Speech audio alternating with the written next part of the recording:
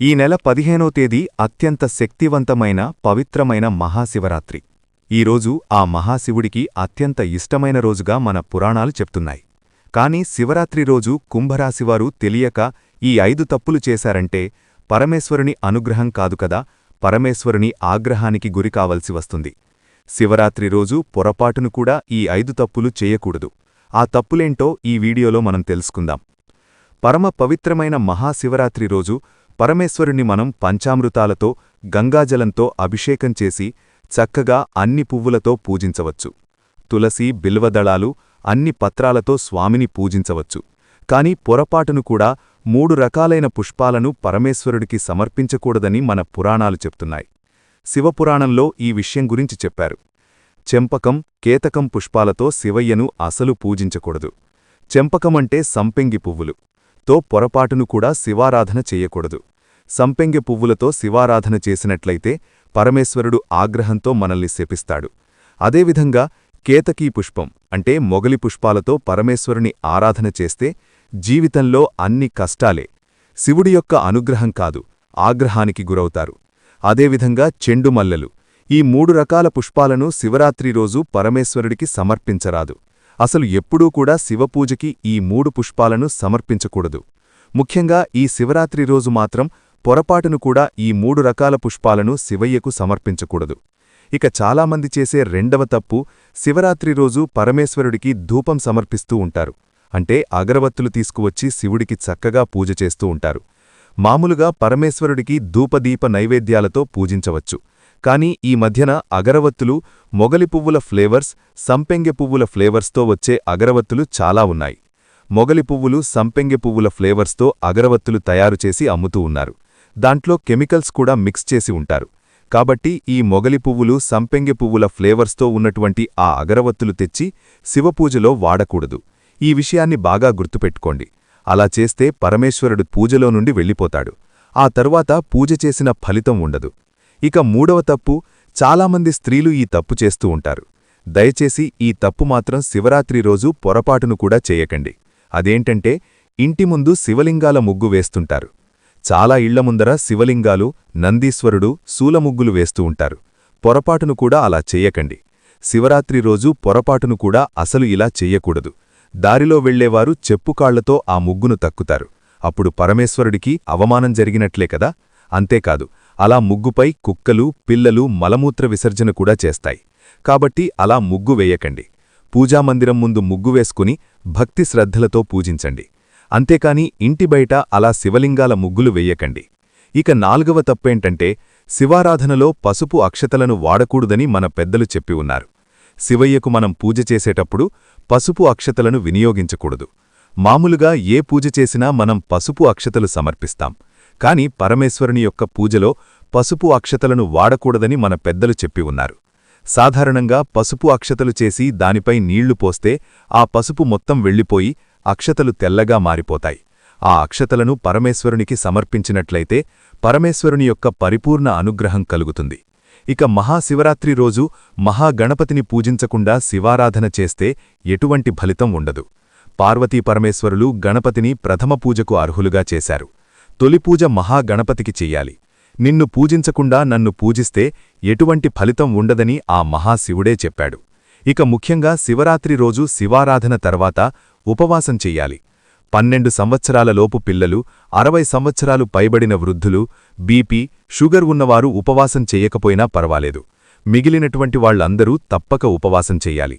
ఇక ఈరోజు పొరపాటును కూడా మీ ఇంట్లో మాంసాహారం వండకూడదు, అలానే తినకూడదు. అలా తింటే మహాపాపం తగులుతుంది. ఆ మహాశివుడి ఆగ్రహానికి గురవుతారు. మహాశివరాత్రి హిందువులకు అత్యంత పర్వదినం. ఆ మహాదేవుడు శివయ్యను భక్తి శ్రద్ధలతో కొలిచే రోజు మహాశివరాత్రి. అంతేకాదు, ఆ మహాశివునికి అత్యంత ఇష్టమైన రోజు మహాశివరాత్రి. మహాశివరాత్రి శివపార్వతుల వివాహం జరిగిన రోజు. అంతేకాదు, ఆ మహాశివుడు లింగరూపంలో ఆవిర్భవించిన రోజు కూడా అని శివపురాణం ద్వారా తెలుస్తోంది. మాఘమాసం బహుళ చతుర్దశి అర్ధరాత్రి కాలంలో పరమశివుడు కోటి సూర్యకాంతులతో లింగరూపంలో ఆవిర్భవించాడు. కాబట్టి ఈరోజు రాత్రి చతుర్దశి తిథి ఉన్నప్పుడే మహాశివరాత్రి. ఈరోజు అర్ధరాత్రి లింగోద్భవ పూజ ప్రతి శివాలయంలో నిర్వహిస్తారు. మహాశివరాత్రి ప్రధానంగా బిల్వపత్రాలను ఆ మహాశివుడికి సమర్పణల ద్వారా జరుపుకుంటారు. కాబట్టి ఈరోజు ఉపవాసం, జపం, బిల్వపత్రాలు అర్పించటం, జాగరణ, అర్చనలు, అభిషేకాలు చేసినవారికి కోరిన కోరికలు నెరవేరుతాయి. పెళ్లి కానివారికి పెళ్లి అవుతుంది. తెలిసి తెలియక చేసిన పాపాలన్నీ పోయి కోటి జన్మల పుణ్యం లభిస్తుంది. అందుకే ఆ మహాశివుడు పార్వతీదేవితో ఇలా అంటాడు: ఈ మహాశివరాత్రి వ్రతాన్ని తెలిసిగాని తెలియకగాని ఒక్కసారి ఈ వ్రతాన్ని ఆచరిస్తే వారికి ముక్తి లభిస్తుంది, స్వర్గం ప్రాప్తిస్తుందని, శివసాయుజ్యం లభిస్తుందని పార్వతీదేవికి చెప్తాడు. పూర్వం బ్రహ్మాది దేవతలందరూ కలిసి విష్ణుమూర్తి దగ్గరకు వెళ్లి, దేవదేవా, దేవతలైనా మానవులైనా నిశ్చలమైన భక్తితో ఆ మహాశివుణ్ణి ఆరాధించినట్లయితే వారి కోరికలు తీరతాయి, జన్మల పాపాలు పోయి సకల శుభాలు కలుగుతాయి, ధన, కనక, వస్తువాహనాలు సమృద్ధిగా కలుగుతాయి, శత్రుబాధలు ఉండవు అన్నాడు. మహాశివరాత్రి రోజు ప్రతి మానవుడు 3 పనులు చెయ్యాలి. అందులో మొదటిది శివార్చన, రెండవది ఉపవాసం, మూడవది జాగరణ. మహాశివరాత్రి రోజు ప్రతి ఒక్కరూ బ్రాహ్మీముహూర్తంలో నిద్రలేచి కొంతసేపు భగవన్నామస్మరణ చెయ్యాలి. తర్వాత కాలకృత్యాలు తీర్చుకొని తలస్నానం చేసి పూజామందిరాన్ని, ఇంటిని శుభ్రం చేసుకోవాలి. శుభ్రమైన వస్త్రాలు ధరించి సంధ్యావందనం పూర్తిచేసి శివపూజ ప్రారంభించాలి. ముందుగా గణపతి పూజ చెయ్యాలి. గుమ్మానికి, పూజామందిరానికి తోరణాలు కట్టాలి. పూజామందిరం ముందు ముగ్గు వెయ్యాలి. పూజామందిరాన్ని రకరకాల పూలతో అలంకరించుకోవాలి. శివపార్వతుల పాటాలకు కాని, లింగాకార ప్రతిమలకు కాని పసుపు, కుంకుమ పెట్టి పూజకు సిద్ధం చేసుకోవాలి. మారేడు దళాలు శివునికి అత్యంత ఇష్టం కావున మారేడు దళాలు, పూలతో నైవేద్యం పెట్టి పూజించాలి. పూజా సమయంలో శివ పంచాక్షరీ మంత్రం అంటే ఓం నమఃశివాయ అనే మంత్రాన్ని 108 సార్లు జపించటం వల్ల అష్టైశ్వర్యాలు, సిరి సంపదలు కలిగి శివానుగ్రహంతో మోక్షం లభిస్తుందని పురాణవచనం. ఈ రోజంతా శివ పంచాక్షరీ మంత్రం జపించటం చాలా మంచిది.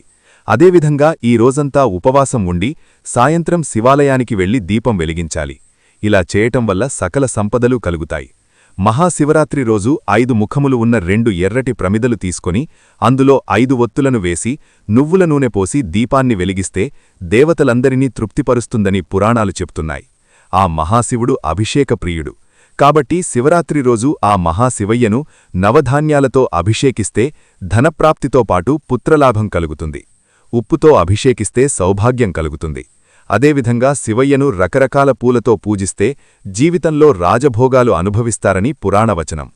శైవులు ధరించే భస్మము లేదా విభూది తయారు చేయటానికి ఈరోజు పవిత్ర దినంగా వారు భావిస్తారు. మహాశివరాత్రి రోజు శివయ్యను తామర పువ్వులతో పూజిస్తే ధనప్రాప్తి కలుగుతుంది. వ్యాపారంలో లాభం వస్తుంది. అనుకున్న కార్యాలు సిద్ధిస్తాయి. మహాశివరాత్రి రోజు శివ పంచాక్షరీ మంత్రంతో పాటు మృత్యుంజయ మంత్రం కూడా జపిస్తే కోరిన కోరికలు తీరతాయి. ఇక మీరు ఈరోజు ఉదయం, సాయంత్రం స్నానం చేసే నీటిలో ఒక మారేడు ఆకును వేసుకొని స్నానం చేస్తే ఆ నీటి ద్వారా జన్మల పాపాలు, దోషాలు, దరిద్రం పోతాయి. మీ దేహం పరిశుద్ధమవుతుంది. మీ శరీరంలోని అన్ని వ్యాధులు నశించి నూతన ఉత్తేజాన్ని సంతరించుకుంటుంది. ఆ నీరు మీ శిరస్సు మీద పడితే మనోవ్యాధులు నయమవుతాయి. జ్ఞాపకశక్తి పెరుగుతుంది. జ్ఞాననాడులు ఉత్తేజితమవుతాయి. ఈరోజు ఉదయం, సాయంత్రం ఇలా చేస్తే ఆ శివానుగ్రహం తప్పక కలుగుతుంది. మీరు దేనినైనా సాధించే శక్తిని పుంజుకుంటారు. దైవిక శక్తులు మీకు అండగా ఉంటాయి, ముందుండి నడిపిస్తాయి. నరదిష్టి, నరపీడ, నెగటివ్ ఎనర్జీ మొత్తం మీ ఒంటి నుండి పారిపోతాయి. కాబట్టి ఈరోజు ప్రతి ఒక్కరూ స్నానం చేసే నీటిలో మారేడు ఆకును వేసుకొని స్నానం చెయ్యాలి. ఒకనాడు కైలాస పర్వత శిఖరముపై పార్వతీపరమేశ్వరులు సుఖాసీనులై ఉండగా పార్వతీ శివుణ్ణి ఇలా అంటుంది: అన్ని వ్రతములలోనూ ఉత్తమమగు వ్రతమును, భక్తి ముక్తిప్రదాయకమైన దానిని తెలుపుము అని కోరింది. అప్పుడు ఆ మహాశివుడు పార్వతీదేవితో ఇలా అంటాడు: దేవి, అన్ని వ్రతములలో అత్యంత గొప్పది మహాశివరాత్రి వ్రతం. దీనిని మాఘ్రబహుళ చతుర్దశి రోజు ఆచరించాలి. తెలిసిగాని తెలియకగాని ఒక్కసారి ఈ వ్రతాన్ని ఆచరిస్తే వారికి ముక్తి లభిస్తుంది, స్వర్గం ప్రాప్తిస్తుందని, శివసాయుధ్యం లభిస్తుందని పార్వతీదేవికి చెప్తాడు. పూర్వం బ్రహ్మాది దేవతలందరూ కలిసి విష్ణుమూర్తి దగ్గరకు వెళ్లి, దేవదేవా, దేవతలైనా మానవులైనా నిశ్చలమైన భక్తితో ఆ మహాశివుణ్ణి ఆరాధించినట్లయితే వారి కోరికలు తీరతాయి, జన్మల పాపాలు పోయి సకల శుభాలు కలుగుతాయి, ధన, కనక, వస్తువాహనాలు సమృద్ధిగా కలుగుతాయి, శత్రుబాధలు ఉండవు అన్నాడు. మహాశివరాత్రి రోజు ప్రతి మానవుడు 3 పనులు చెయ్యాలి. అందులో మొదటిది శివార్చన, రెండవది ఉపవాసం, మూడవది జాగరణ. మహాశివరాత్రి రోజు ప్రతి ఒక్కరూ బ్రాహ్మీ ముహూర్తంలో నిద్రలేచి కొంతసేపు భగవన్నామ స్మరణ చెయ్యాలి. తర్వాత కాలకృత్యాలు తీర్చుకొని తలస్నానం చేసి పూజామందిరాన్ని ఇంటిని శుభ్రం చేసుకోవాలి. శుభ్రమైన వస్త్రాలు ధరించి సంధ్యావందనం పూర్తిచేసి శివపూజ ప్రారంభించాలి. ముందుగా గణపతి పూజ చెయ్యాలి. గుమ్మానికి పూజామందిరానికి తోరణాలు కట్టాలి. పూజామందిరం ముందు ముగ్గు వేయాలి. పూజామందిరాన్ని రకరకాల పూలతో అలంకరించుకోవాలి. శివపార్వతుల పాఠాలకు కాని లింగాకార ప్రతిమలకు కాని పసుపు కుంకుమ పెట్టి పూజకు సిద్ధం చేసుకోవాలి. మారేడు దళాలు శివునికి అత్యంత ఇష్టం కావున మారేడు దళాలు పూలతో నైవేద్యం పెట్టి పూజించాలి. పూజా సమయంలో శివ పంచాక్షరీ మంత్రం అంటే ఓం నమఃశివాయ అనే మంత్రాన్ని 108 సార్లు జపించటం వల్ల అష్టైశ్వర్యాలు సిరి సంపదలు కలిగి శివానుగ్రహంతో మోక్షం లభిస్తుందని పురాణవచనం. ఈ రోజంతా శివ పంచాక్షరీ మంత్రం జపించటం చాలా మంచిది. అదేవిధంగా దానిని వివరించే ఒక కథ చెప్తాను, శ్రద్ధగా వినుదేవి అని ఇలా చెప్పటం ప్రారంభించాడు. ఈ కథను విన్నంతనే పాపాలన్నీ పోయి కోటి జన్మల పుణ్యం లభిస్తుంది. ఒకప్పుడు ఒక పర్వత ప్రాంతమున హింసావృత్తిగల ఒక వేటగాడుండేవాడు. అతను ప్రతి ఉదయం అడవికి వేటకు వెళ్లి సాయంత్రం ఏదైనా మృగాన్ని చంపి ఇంటికి తెచ్చి తన కుటుంబాన్ని పోషించేవాడు. కాని ఒకరోజు ఉదయం బయలుదేరి అడవి మొత్తం తిరిగినా ఒక్క మృగం కూడా దొరకలేదు. చీకటి పడుతున్నా ఒత్తచేతులతో ఇంటికి వెళ్లటానికి మనసు ఒప్పక దారిలో వెళుతుంటే అతనికి ఒక కొలను కనిపించింది. ఏవైనా మృగాలు నీరు తాగటానికి ఇక్కడికి వస్తాయని ఎదురుచూస్తూ దగ్గరలో ఉన్న ఒక చెట్టు ఎక్కి తన చూపులకు అడ్డంగా ఉన్న ఆకులను కాయలను విరిచి కిందకు పడేస్తూ ఉన్నాడు. తీవ్రమైన చలికి శివశివ అంటూ విల్లు ఎక్కిపెట్టి మృగాల కోసం ఎదురుచూస్తున్నాడు. మొదటి జామున ఒక లేడి నీరు తాగటానికి అక్కడికి వచ్చింది. ఆ వేటగాడు దానిపై బాణం వేయబోగా లేడి భయపడకుండా వేటగాడా నన్ను చంపకు అని మనుష్యులు మాట్లాడినట్లు మాట్లాడి ప్రార్థించింది. అప్పుడు వేటగాడు ఆశ్చర్యపడి మనుష్యులవలే మాట్లాడుతున్నావు, నీవెవరు అని అడిగాడు. దానికి జింక, నేను పూర్వజన్మలో రంభా అనే అప్సరసను, హిరణ్యాక్షుడు అనే రాక్షసరాజును ప్రేమించి శివుణ్ణి పూజించుట మరచితిని. దానికి ఆ మహాశివుడు కోపించి నీ ప్రియుడు నీవు 12 సంవత్సరాలు జింకలుగా గడిపి ఒక వేటగాడు చంపనుండగా శాప విముక్తి పొందుతారు అని చెప్పాడు. ప్రస్తుతం నేను గర్భవతిని కనుక నన్ను వదులుము, మరొక జింక ఇక్కడికి వస్తుంది. అది చాలా బలంగా ఉంటుంది కాబట్టి దానిని చంపు, లేదంటే నేను ఇంటికి వెళ్లి ప్రసవించి శిశువును బంధువులకు అప్పగించి తిరిగి వస్తాను అని ఒప్పించి వెళ్తుంది. రెండవ జాము గడుస్తుంది. అక్కడకు మరొక జింక వస్తుంది. వేటగాడు సంతోషించి విల్లు ఎక్కిపెట్టి బాణం విడవబోగా అది చూసి జింక భయపడి మనుష్యవాకుతో, ఓ వేటగాడా, నేను విరహముతో కృంగి కృషించియున్నాను. నాలో ఉపయోగపడే మాంసం లేదు. నేను మరణించినా నీ కుటుంబానికి సరిపోను. ఇక్కడికి అత్యంత బలమైన మగజింక ఒకటి వస్తుంది. దానిని చంపుము, కానిచో నేనే తిరిగి వస్తాను అని చెప్తుంది. వేటగాడు దానిని వదిలిపెడతాడు. మూడవ జాము వస్తుంది. వేటగాడు ఆకలితో జింక కోసం ఎదురుచూస్తుంటాడు. అంతలో మగజింక అక్కడికి వస్తుంది. ఆ మగజింకకు బాణం వెయ్యబోగా జింక ఇలా అంటుంది, మొదటి 2 ఆడజింకలు నా ప్రియురాండ్లు, వాటిని నీవే చంపావా అని ప్రశ్నిస్తుంది. అందుకు వేటగాడు జరిగింది చెప్తాడు. జరిగిందంతా విని మగజింక ఇలా అంటుంది, నేను ఉదయం మీ ఇంటికి వస్తాను. నా భార్యా బంధుమిత్రుల అనుమతి తీసుకొని మరలా వస్తాను అని ప్రమాణం చేసి వెళ్తుంది. ఇలా 4 జాములు గడిచి సూర్యోదయం సమయంలో వేటగాడు జింక కోసం ఎదురుచూస్తుంటాడు. కొంతసేపటికి ఆ జింకలన్నీ అక్కడికి వచ్చి నన్ను మొదట చంపుము, నన్నే మొదట చంపుము అని వేటగాడి ఎదురు అన్ని జింకలు వచ్చాయి. వేటగాడు ఆ జింకల యొక్క సత్యనిష్టకు ఆశ్చర్యపోయాడు. వాటిని చంపటానికి అతని మనసు ఒప్పలేదు. తన హింసావృద్ధికి సిగ్గుపడి, ఓ మృగములారా, మీ నివాసానికి వెళ్ళుము, నాకు మాంసము అక్కరలేదు. మృగాలను బెదిరించుట, బంధించుట, చంపుట పాపం. కుటుంబం కోసం నేను మళ్లీ ఇలాంటి పాపం చెయ్యను. కుటుంబ సమేతంగా మీరు వెళ్ళండి. నేను సత్యధర్మములను ఆశ్రయించి అస్త్రములను వదిలిపెడుతున్నాను అని చెప్పి పారవేసి మృగములకు నమస్కరించాడు. అంతలో ఆకాశమున దేవదుందువులు మ్రోగాయి. పుష్పవృష్టి కురిసింది. దేవదూతలు మనోహరమైన విమానం తెచ్చి ఇలా అన్నారు, ఓ మహానుభావ, శివరాత్రి వ్రత ప్రభావం వల్ల పాపం క్షీణించింది. ఉపవాసం, జాగరణ జరిపితివి. తెలియకనే ఆ మహాశివుణ్ణి పూజించితివి. నీవు ఎక్కినది బిల్వవృక్షము. దాని కింద స్వయంభూలింగం గుబురులో మరుగునపడి ఉంది. నీవు తెలియకనే బిల్వపాత్రములను తుంచివేసి శివలింగాన్ని పూజించితివి. కాబట్టి స్వర్గప్రాప్తి పొందితివి అని చెప్పి దివ్యమైన విమానం ఎక్కించుకుని స్వర్గానికి తీసుకుపోయారు. ఈ కథ వినిపించిన తర్వాత పరమేశ్వరుడు పార్వతీదేవితో ఇలా అంటాడు: దేవి, ఆ మృగ కుటుంబమే ఆకాశంలో కనిపించే మృగశిరా నక్షత్రం అని చెప్పాడు. కాబట్టి మహాశివరాత్రి అంతటి పవిత్రమైన రోజు. ఈ వ్రతాన్ని ఎవరైతే భక్తిశ్రద్ధలతో పూర్తి చేస్తారో వారి కోరికలు తీరి శివ సాయుధ్యం పొందుతారు. ఈ కథ విన్నా, చెప్పినా, చదివినా జన్మల పాపాలు పోయి కోటి జన్మల పుణ్యం వస్తుంది. మహాశివరాత్రి గొప్పతనాన్ని వివరించే ఒక కథను విందాం. ఈ కథను విన్నంత మాత్రం చేతనే శివ సాయుధ్యం కలుగుతుంది. మీ కష్టాలు మొత్తం ఆ మహాశివుడు పోగొడతాడు. పూర్వకాలంలో హిమాలయ పర్వత అడవుల్లో ఒక బ్రాహ్మణుడు ఉండేవాడు. ఆ వృద్ధుడి పేరు భూషణశర్మ. ఆ వృద్ధుడి జీవితంలో ఎన్నో క్లేశాలు, బాధలు. కాని అతడికి శివనామస్మరణ ఒక్కటే ఆధ్యాత్మిక ఆసర.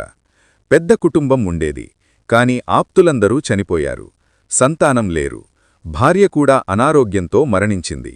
ఇక వృద్ధుడు ఒంటరిగా అడవిలో ఓ చిన్న కొమ్మ చాప కింద నివాసముండేవాడు.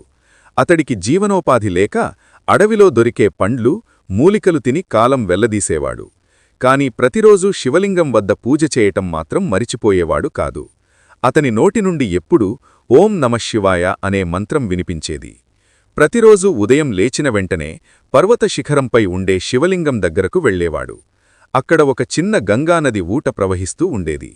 ఆ నీటిని తీసుకొని శివలింగంపై అభిషేకం చేసి అక్కడే కూర్చుని ధ్యానం చేసేవాడు.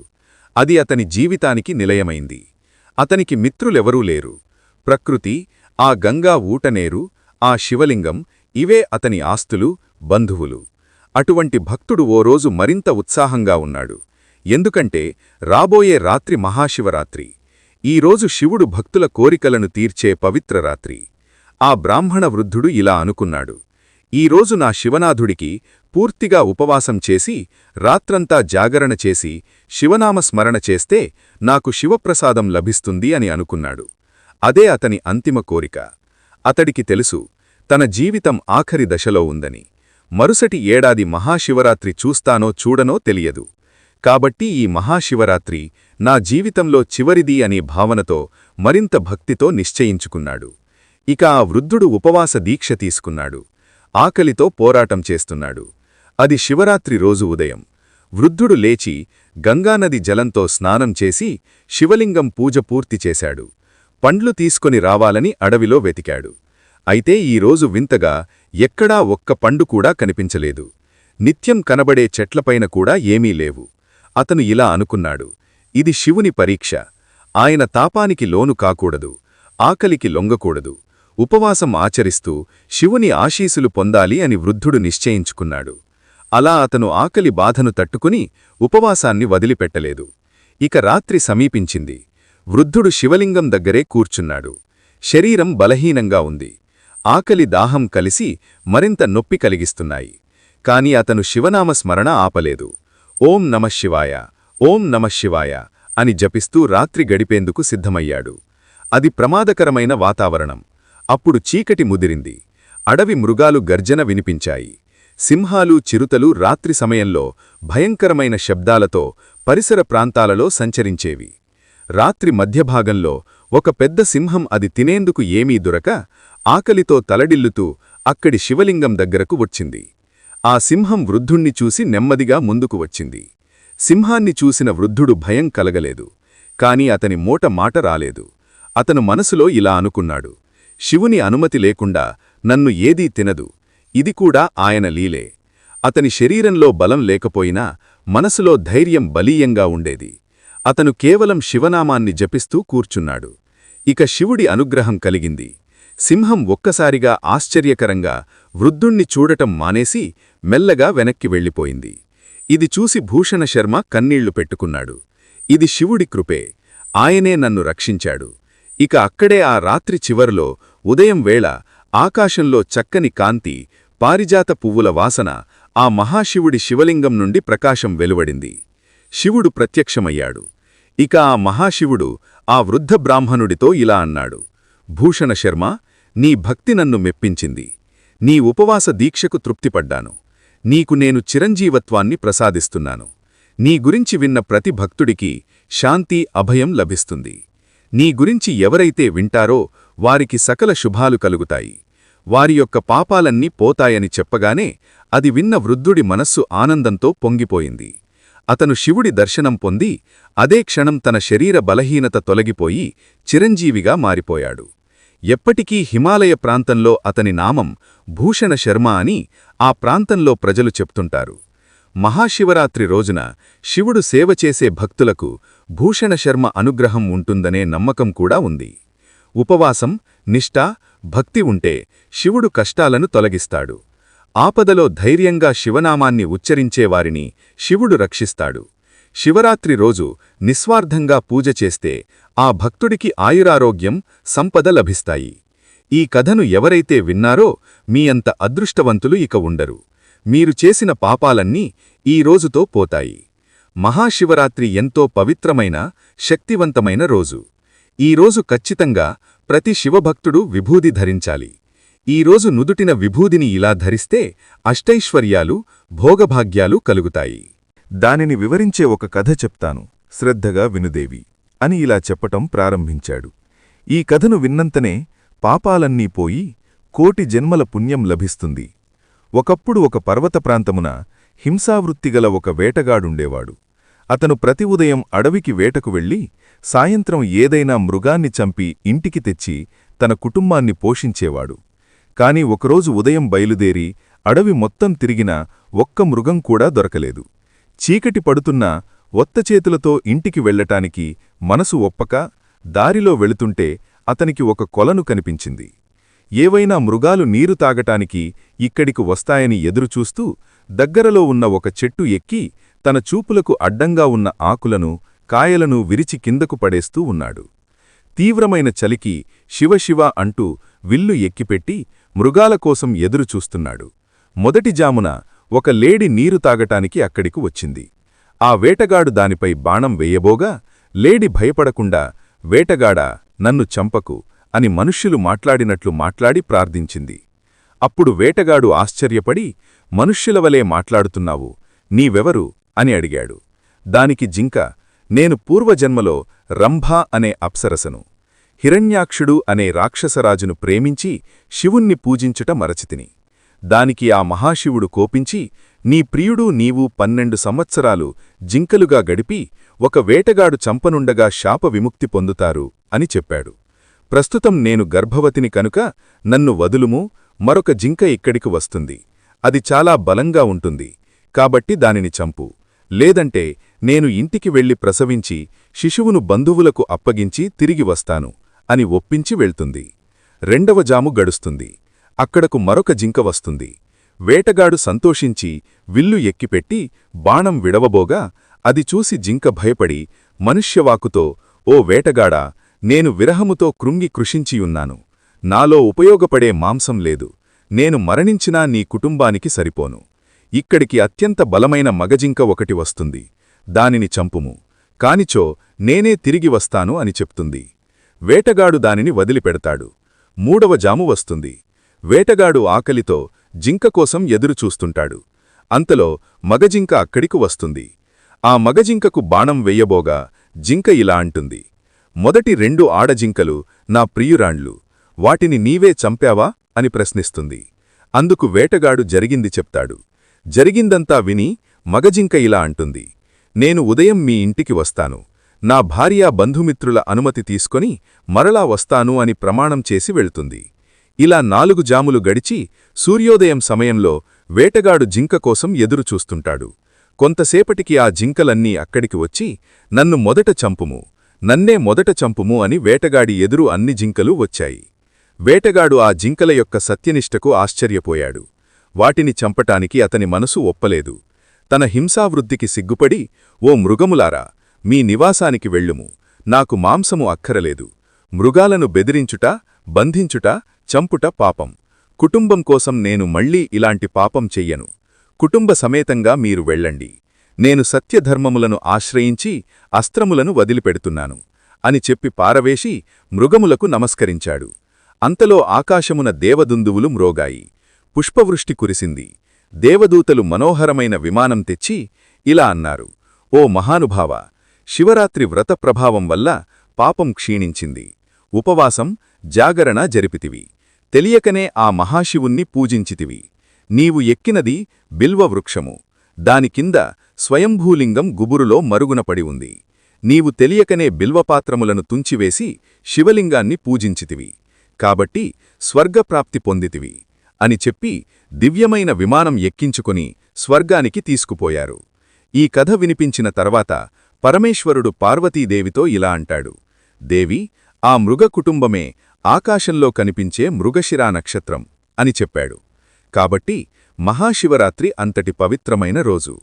ఈ వ్రతాన్ని ఎవరైతే భక్తిశ్రద్ధలతో పూర్తి చేస్తారో వారి కోరికలు తీరి శివ సాయుధ్యం పొందుతారు.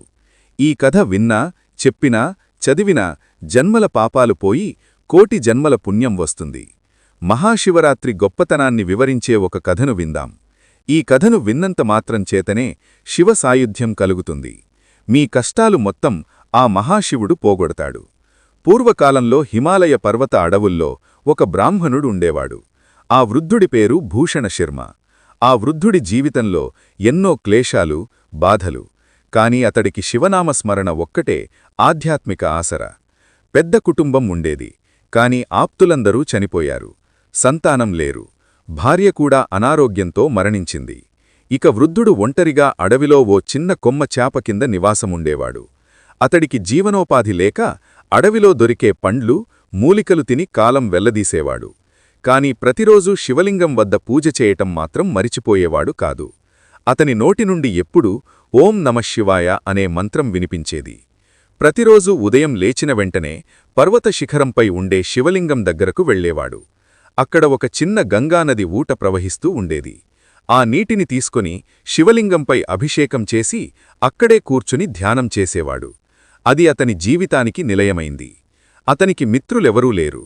ప్రకృతి, ఆ గంగా ఊటనేరు, ఆ శివలింగం, ఇవే అతని ఆస్తులు, బంధువులు. అటువంటి భక్తుడు ఓ రోజు మరింత ఉత్సాహంగా ఉన్నాడు. ఎందుకంటే రాబోయే రాత్రి మహాశివరాత్రి. ఈరోజు శివుడు భక్తుల కోరికలను తీర్చే పవిత్ర రాత్రి. ఆ బ్రాహ్మణ వృద్ధుడు ఇలా అనుకున్నాడు: ఈరోజు నా శివనాథుడికి పూర్తిగా ఉపవాసం చేసి రాత్రంతా జాగరణ చేసి శివనామస్మరణ చేస్తే నాకు శివప్రసాదం లభిస్తుంది అని అనుకున్నాడు. అదే అతని అంతిమ కోరిక. అతడికి తెలుసు, తన జీవితం ఆఖరి దశలో ఉందని. మరుసటి ఏడాది మహాశివరాత్రి చూస్తానో చూడనో తెలియదు. కాబట్టి ఈ మహాశివరాత్రి నా జీవితంలో చివరిది అనే భావనతో మరింత భక్తితో నిశ్చయించుకున్నాడు. ఇక ఆ వృద్ధుడు ఉపవాస దీక్ష తీసుకున్నాడు. ఆకలితో పోరాటం చేస్తున్నాడు. అది శివరాత్రి రోజు ఉదయం. వృద్ధుడు లేచి గంగానది జలంతో స్నానం చేసి శివలింగం పూజ పూర్తి చేశాడు. పండ్లు తీసుకొని రావాలని అడవిలో వెతికాడు. అయితే ఈరోజు వింతగా ఎక్కడా ఒక్క పండు కూడా కనిపించలేదు. నిత్యం కనబడే చెట్లపైన కూడా ఏమీ లేవు. అతను ఇలా అనుకున్నాడు: ఇది శివుని పరీక్ష. ఆయన తాపానికి లోను కాకూడదు, ఆకలికి లొంగకూడదు. ఉపవాసం ఆచరిస్తూ శివుని ఆశీసులు పొందాలి అని వృద్ధుడు నిశ్చయించుకున్నాడు.